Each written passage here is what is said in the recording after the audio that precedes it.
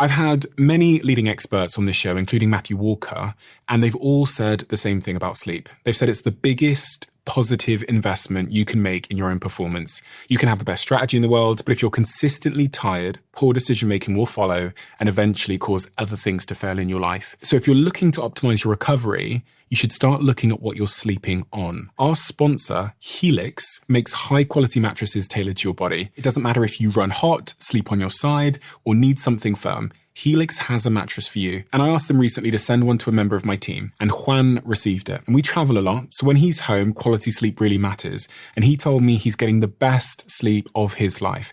And the data backs it up, with 82% of people in a Helix study saying they saw an increase in their deep sleep. And with a 120-night trial, you've got 4 months to prove it to yourself. You can get 27% off at helixsleep.com/diary. That's helixsleep.com/diary. If you're running a business, people have probably told you to use AI or get left behind.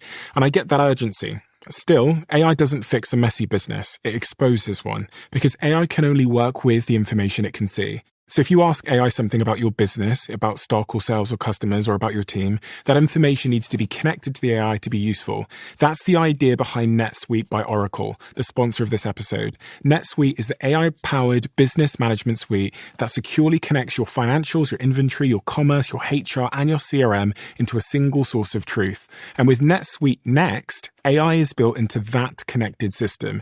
It can surface useful insights, help with routine work, and let you ask questions about your business in plain English. For the first time ever, you can try NetSuite Next for free if your business is generating 7 figures or more. Just go to netsuite.ai/Bartlett. That's netsuite.ai/Bartlett.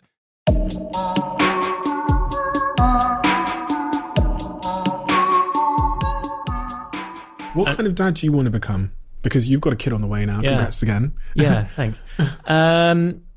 It's really hard to say this because I know that every first-time prospective parent goes, oh, I'm going to be the best dad.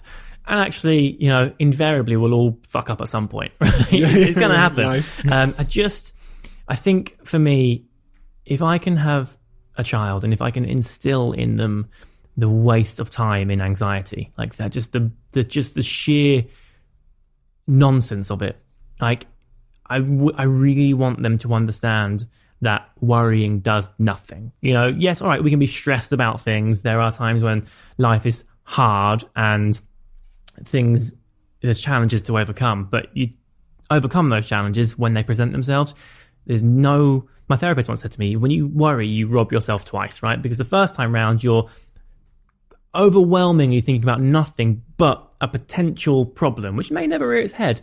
If it doesn't rear its head, then you've wasted time worrying about it. If it does rear its head, then you're forced into action because you can't stay in that situation. So why stress about something that's never going to happen, or, something that you will solve if it does happen?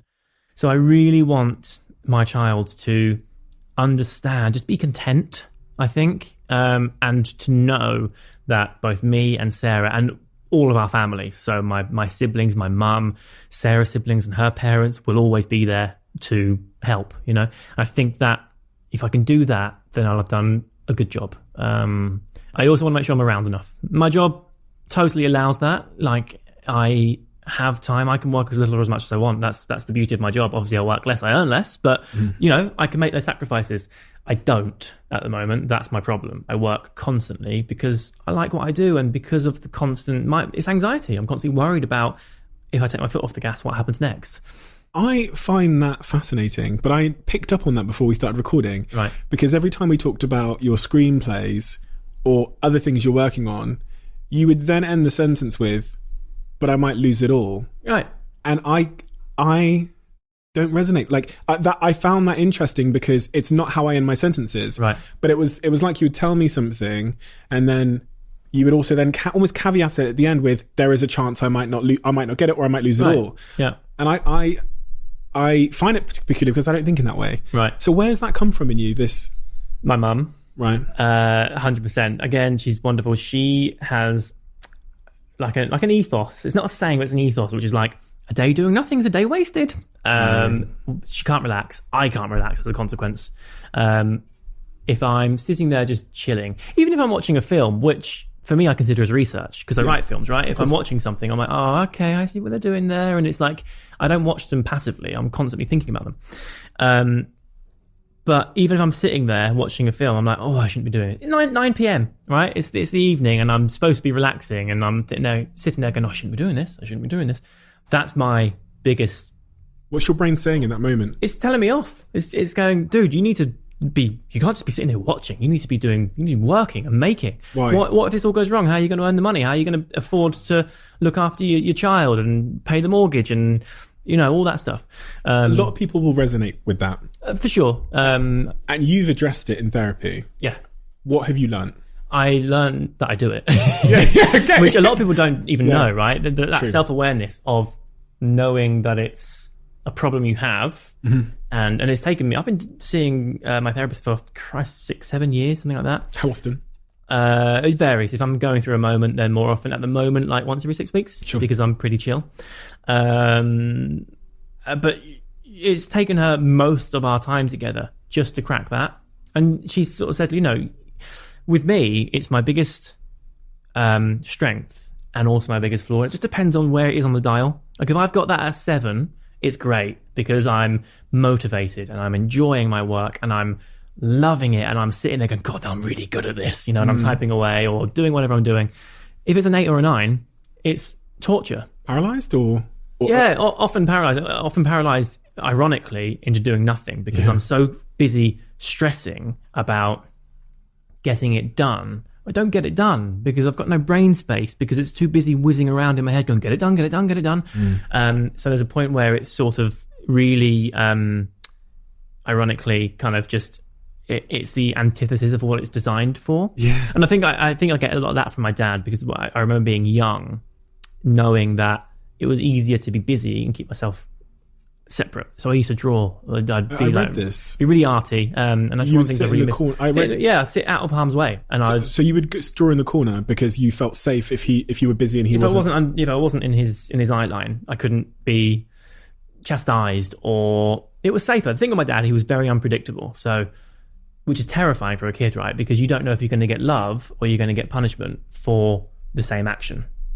So I would spend most of my time just kind of getting on with stuff, and because of that I've developed a real independence, a real creativity. But if it's turned up too high, it's crippling, whereas if it's at a good number, then it's what's got me to where I am. I 100% would not be here without that because I just wouldn't work as hard as I do, but I don't need to work as hard as I do. Human beings have a couple of things they need to do. They need to sleep, they need to eat, they have the option of procreating. That's kind of it, right? What else is there? The rest of it is just made up, right? Yeah. The rest of it is just made up shit that we've given ourselves to do. Society has told us that in order to be a complete person, we need to climb. Right, totally. And it's bloody stressful. It's debilitating sometimes. So when I have that turned up too high, I end up doing nothing. But I worry myself. And Sarah's like, where have you gone? Like, I just disappear and I don't talk. I haven't been like this for a while because I'm pretty good at recognizing the signs and I know to take my foot off the gas a bit because of, all the therapy I've had. But yeah, it's the bloody worst. What has helped you?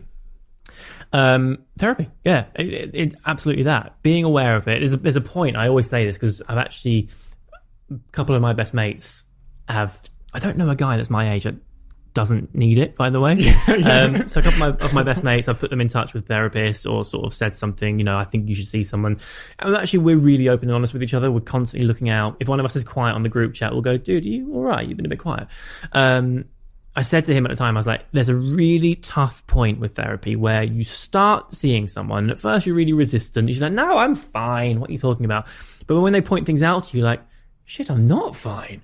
But you're aware of doing it, but you have no tools in place of how to stop doing it or how to at least challenge it. So you're just punishing yourself for doing it. Like I remember going through that stage for a long time going, I hate that I'm failing. I hate that I'm still stressing out about being like working constantly or not working constantly or whatever it is. I hate that I'm doing it to myself, but I can't stop.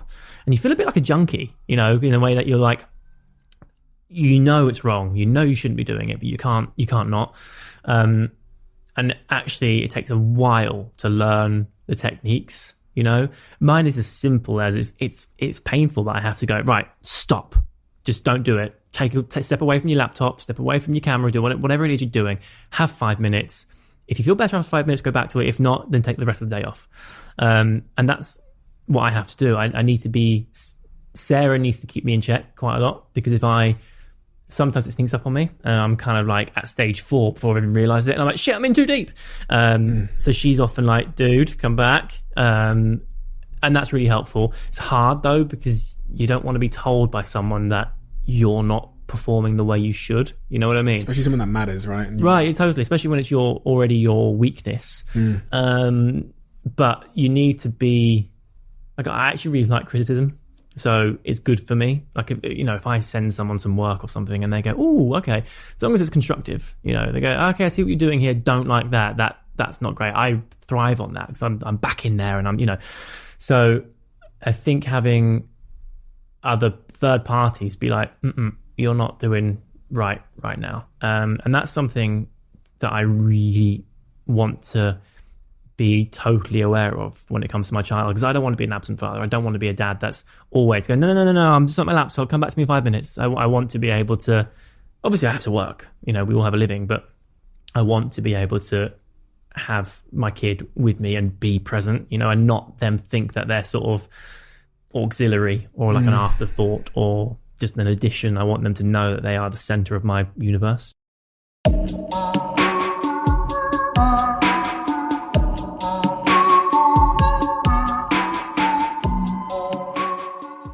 If you're running a business, people have probably told you to use AI or get left behind. And I get that urgency. Still, AI doesn't fix a messy business. It exposes one, because AI can only work with the information it can see. So if you ask AI something about your business, about stock or sales or customers or about your team, that information needs to be connected to the AI to be useful. That's the idea behind NetSuite by Oracle, the sponsor of this episode. NetSuite is the AI-powered business management suite that securely connects your financials, your inventory, your commerce, your HR, and your CRM into a single source of truth. And with NetSuite Next, AI is built into that connected system. It can surface useful insights, help with routine work, and let you ask questions about your business in plain English. For the first time ever, you can try NetSuite Next for free if your business is generating 7 figures or more. Just go to netsuite.ai/Bartlett. That's netsuite.ai/Bartlett.